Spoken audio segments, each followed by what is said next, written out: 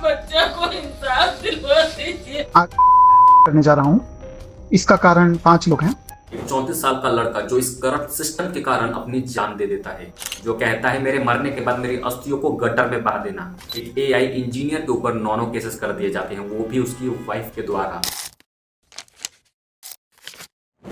9 दिसंबर 2024 को एक बहुत ज्यादा शॉकिंग केस सुनने को मिलता है। मे बी आपने भी इसके बारे में सुना ही होगा कि कैसे अतुल सुभाष, जो एक एआई इंजीनियर थे, जिनकी शादी आज से करीब 5 साल पहले 26 अप्रैल 2019 को निकिता सिंघानिया से हुई थी, और इनके ही वाइफ ने और ससुराल वालों ने ही मेंटली हरास करके इन्हें सुसाइड करने तक के लिए मजबूर कर दिया। यहाँ तक कि ये इतने ज्यादा थक चुके थे अपनी वाइफ के टॉर्चर से कि इन्होंने मरने से पहले अपने दुख को बयान करने के लिए 1 घंटे 21 मिनट 46 सेकंड की वीडियो और 23 पेजेस के नोट्स का यूज किया, जिसमें वो सिर्फ और सिर्फ जस्टिस की मांग कर रहे हैं, जो उन्हें जीते जी नहीं मिल सका। सबसे पहले हम जानेंगे कि इनकी वाइफ ने इन पर इतने सारे केसेस क्यों किए, और ऐसा क्या हुआ कि इन्होंने मरने के बाद भी अपनी अस्थियों को गंगा की बजाय नाली में बहाने को कहा, और उन्हें ऐसा कदम क्यों उठाना पड़ा।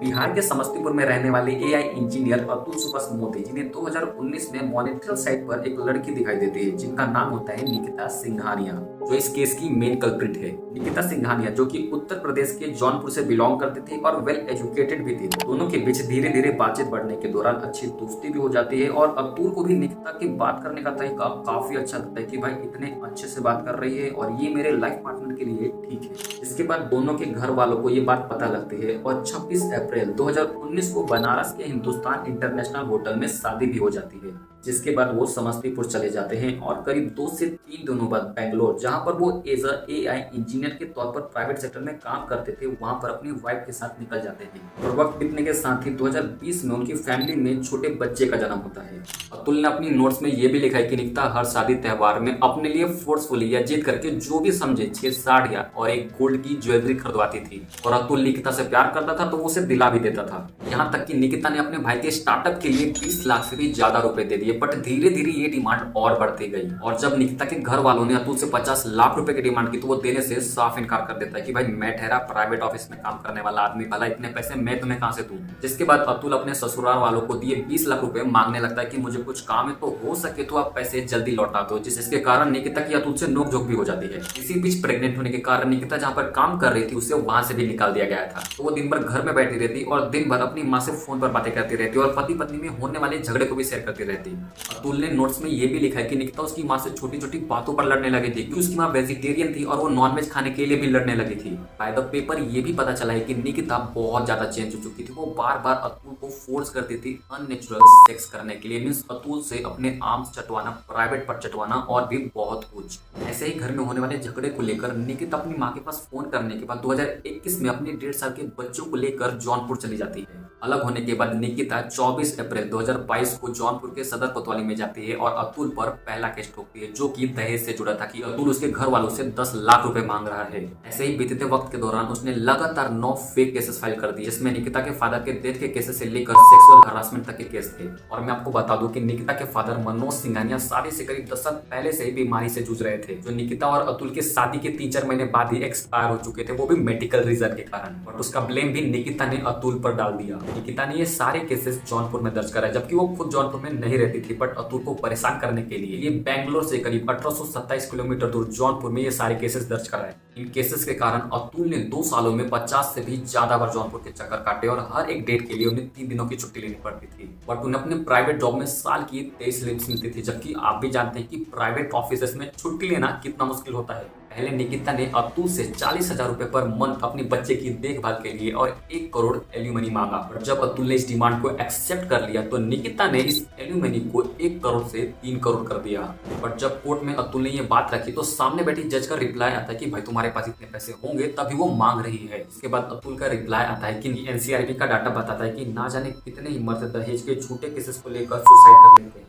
बट अब जो रिप्लाई निकिता और उसकी माँ का आता है उसे सुनने के बाद आपका खून खौल जाएगा। अतुल की सास और वाइफ कहती है अगर ऐसा है तो तुम क्यों सुसाइड नहीं कर लेते, जिससे सुनने के बाद सामने बैठी महिला जज हंसने लगती है। केस की पहले की सुनवाई के लिए जब अतुल जौनपुर जाता है तो उन्हें देखने के बाद उनकी सास ने कहा, अरे तुम अब भी जिंदा कैसे हो, हमें तो लगा कि तुमने अब तक सुसाइड कर लिया होगा। जिस पर अतुल का रिप्लाई आता है कि अगर मैं मर गया तो तुम्हारी पार्टी कैसे चलेगी। बट अतुल की सास ने कहा वो तो फिर भी जारी रहेगी, अगर तुम मर गए तो तुम्हारी प्रॉपर्टी तुम्हारी ही बीवी के नाम हो जाएगी, तुम्हारे माँ बाप के मरने के बाद उनकी भी प्रॉपर्टी तुम्हारी बीवी के नाम हो जाएगी और तुम्हारा खानदान सारी जिंदगी भर कोर्ट के चक्कर काटता रहेगा। अतुल ने अपनी वीडियो के द्वारा कोर्ट पर ये इल्जाम लगाया है कि महिला जज ने केस को खत्म करने के लिए 5 लाख रुपए की डिमांड की थी और जब मैंने ये पैसे देने से इनकार कर दिया तो उन्होंने मेरी केस की सुनवाई ही नहीं की। अपनी वाइफ और ससुराल वालों के टॉर्चर और करप्ट महिला जज के कारण अतुल ने 9 दिसंबर की रात को अपनी जान दे दी। बट अपनी जान देने से पहले अतुल ने अपने ऊपर बीती आप बीती को 1 घंटे 21 मिनट की वीडियो में और 23 पेजेस के नोट्स को लीक कर कोई पब्लिक में शेयर कर दिया। अतुल इंडियन जस्टिस सिस्टम से इतने ज्यादा नाराज थे कि उन्होंने अपने नोट्स में ये तक लिख दिया कि उनकी अस्थियों को तब तक ना बहाया जाए जब तक उन्हें इंसाफ नहीं मिल जाता, बट अगर मुझे इंसाफ नहीं मिलता तो मेरी अस्थियों को कोर्ट के बाहर किसी गटर में बहा दिया जाए। नोट में अतुल ने ऐसी ऐसी बातें लिखी है जिसे पढ़कर किसी भी व्यक्ति की हालत खराब हो जाए।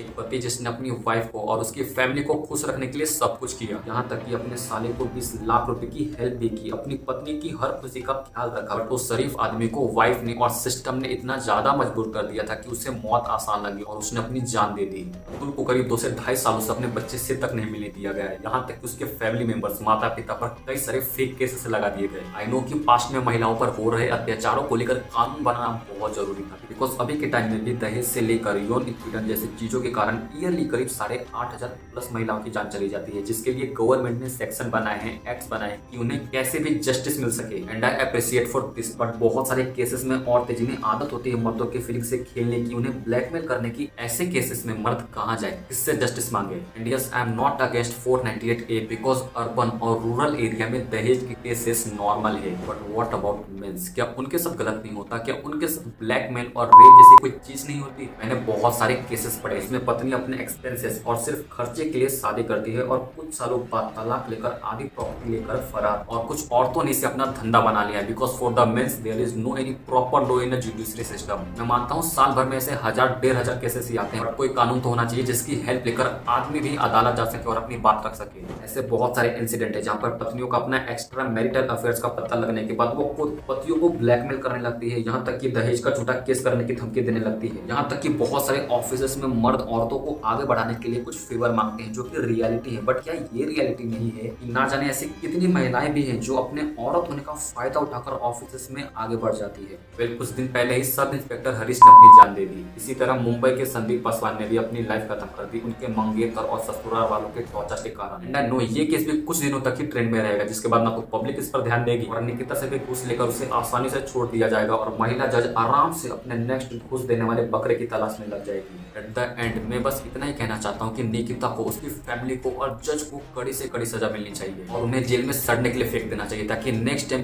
कोई भी औरत अपने पति को एज ATM की तरह यूज ना कर सके। And once again I want to say कि मैं IPC सेक्शन 498A के खिलाफ बिल्कुल भी नहीं हूँ, बट क्या मर्दों के लिए भी कोई कानून नहीं होना चाहिए जहाँ उनकी बातों को प्रॉपर्ली सुना जाए और उस पर एक्शन लिया जाए। वेल, आपका क्या ओपिनियन है इस इंसिडेंट को लेकर, कमेंट में जरूर बताएं।